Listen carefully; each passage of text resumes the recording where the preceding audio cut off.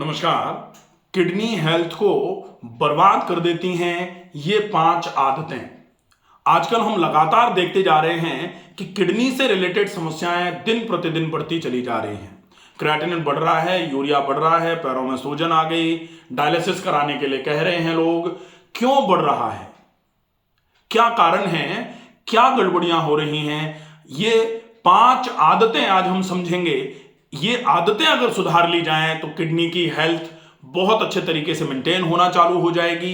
Video में अंत तक जरूर बने रहें ताकि हम इन 5 चीजों को बहुत अच्छे तरीके से संभाल लें। अगर हमने अभी तक इस चैनल को सब्सक्राइब नहीं किया है तो प्लीज इस चैनल को सब्सक्राइब जरूर कर लीजिए ताकि भविष्य में जो भी वीडियोस बनाए जाएं उनके नोटिफिकेशन आप तक पहुंचते रहें।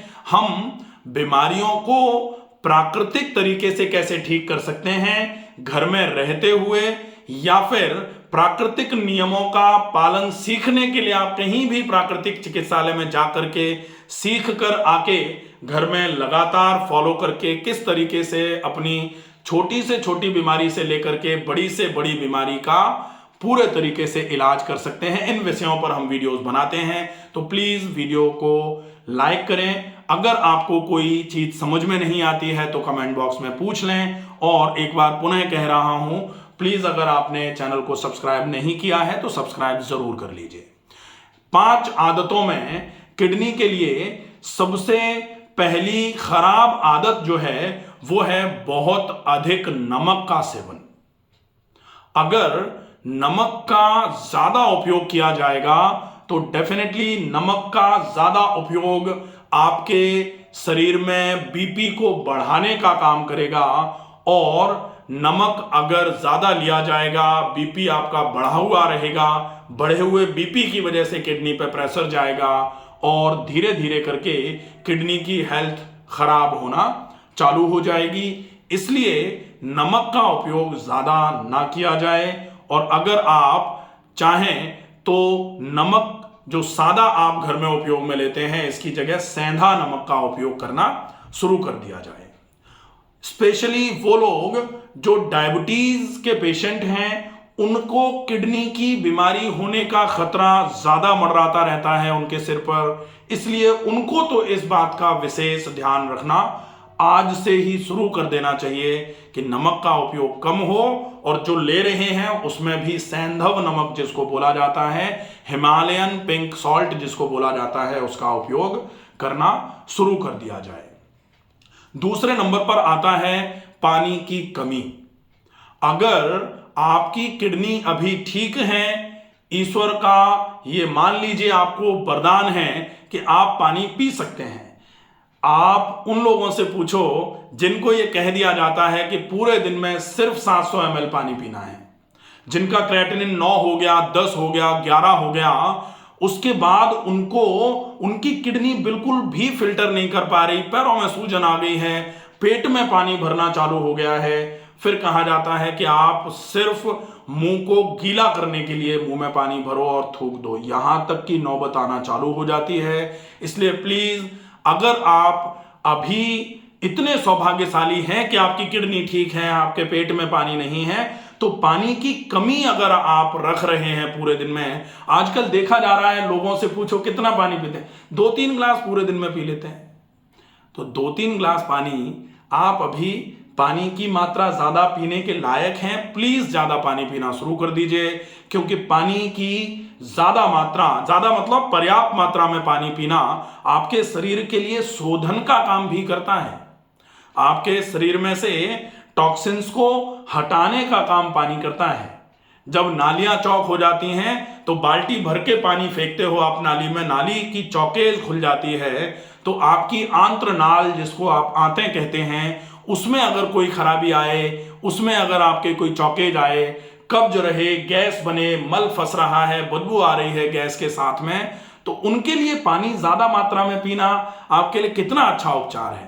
रेगुलर ज्यादा मात्रा में पानी पीना शुरू कर दिया जाए। पानी पीने के कुछ नियम होते हैं, उनका विशेष ध्यान रखें। सबसे पहला नियम कि पानी अगर आप पी रहे हैं तो सवेरे का पानी जो ऊषापान कहा जाता है उसको जल्दी जल्दी बड़े बड़े घूंट एक जगह पर बैठ करके ज्यादा मात्रा में पानी पी लीजिए। अब कुछ लोग कहेंगे कि ऊषा पान का तो कहीं वर्णन ही नहीं है, तो ये बात डिबेटेबल नहीं है। आप आयुर्वेद में जो दिनचर्या है, स्वस्थ व्रत में जो पूरा का पूरा चैप्टर लिखा गया है स्वस्थ व्रत, वो 4 भागों में विभाजित किया गया है। उसमें दिनचर्या, रात्रिचर्या, ऋतुचर्या और वेग धारण, ये चारों हैं। इसमें जो दिनचर्या है उसका श्लोक है पूरा, उस श्लोक में लिखा हुआ है कि आप सवेरे जगते ही आप सबसे पहले ऊषा पान करें। ऊषा काल में पानी पीने को ऊषा पान कहते हैं, ठीक है। तो पानी सवेरे का हो गया।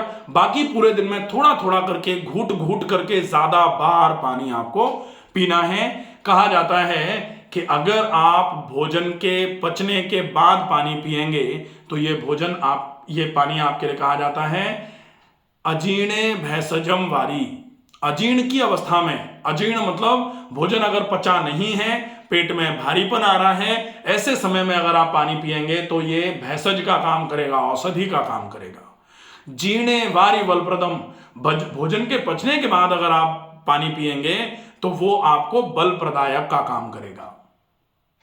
फिर कहा जाता है भोजने च अमृतम वारी, भोजन करते समय अगर आप घूट घूट करके थोड़ा पानी पीते हैं तो वो अच्छा माना जाता है। और भोजनांते विषम प्रदम, भोजन के अंत में अगर आप पानी पिएंगे तो वो विष का काम करेगा।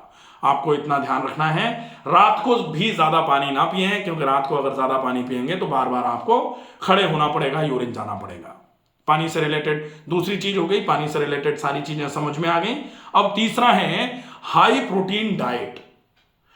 जो लोग बहुत ज्यादा मात्रा में प्रोटीन लेते हैं, बॉडी बनानी है, वेट करना है, वेट्स की एक्सरसाइजेस कर रहे हैं, जिम कर रहे हैं, खूब ज्यादा मात्रा में प्रोटीन खा रहे हैं, ये आपकी किडनी के हेल्थ के लिए बहुत ज्यादा नुकसानदायक हो सकता है।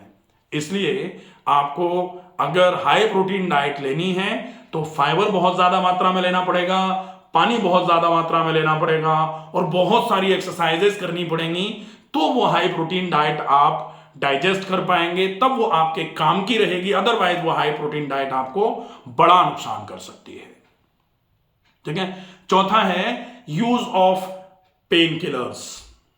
तो अगर आपको बहुत दर्द है, भयानक दर्द है, आप दर्द से करा रहे हैं, ऐसी अवस्था में अगर जरूरत पड़े तो ही पेन किलर्स का यूज करें।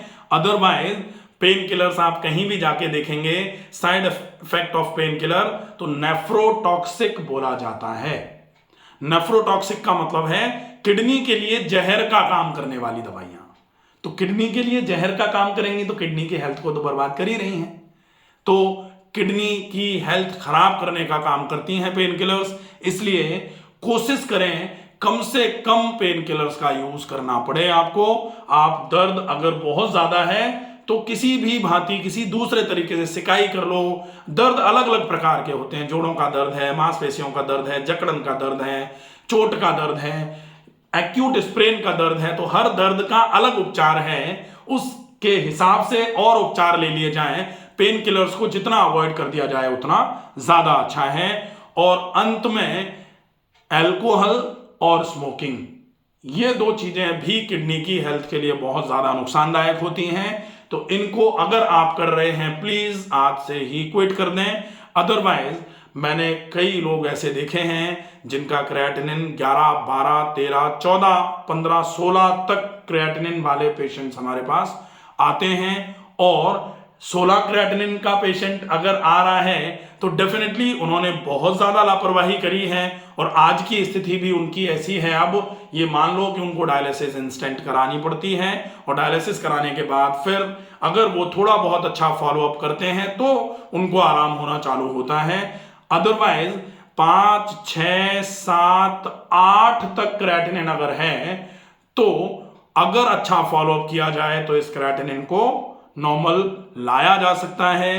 कई चिकित्साएं होती हैं। मैंने पहले अभी 2-3 दिन पहले भी एक वीडियो डाला हुआ है कि क्रिएटिनिन को किस तरीके से कम किया जाए, क्यों बढ़ता जा रहा है क्रिएटिनिन, नेचुरली हमको किन किन विशेष बातों पर ध्यान देना है ताकि क्रिएटिनिन कम हो जाए। अगर हम वो सारी चीजें ध्यान में रखेंगे तो डेफिनेटली हमारी किडनी अगर खराब हो गई है तो हम वो प्रयास करें। और अगर हम अभी से किडनी की खराबी नहीं होने देना चाहते किडनी को सुरक्षित रखना चाहते हैं तो इन पांचों चीजों पर आज से ही फोकस करना शुरू कर दिया जाए। आशा है ये वीडियो आपको पसंद आएगा। ज्यादा से ज्यादा लोगों तक इस वीडियो को पहुंचाएं। स्वस्थ रहिए, सुरक्षित रहिए। धन्यवाद।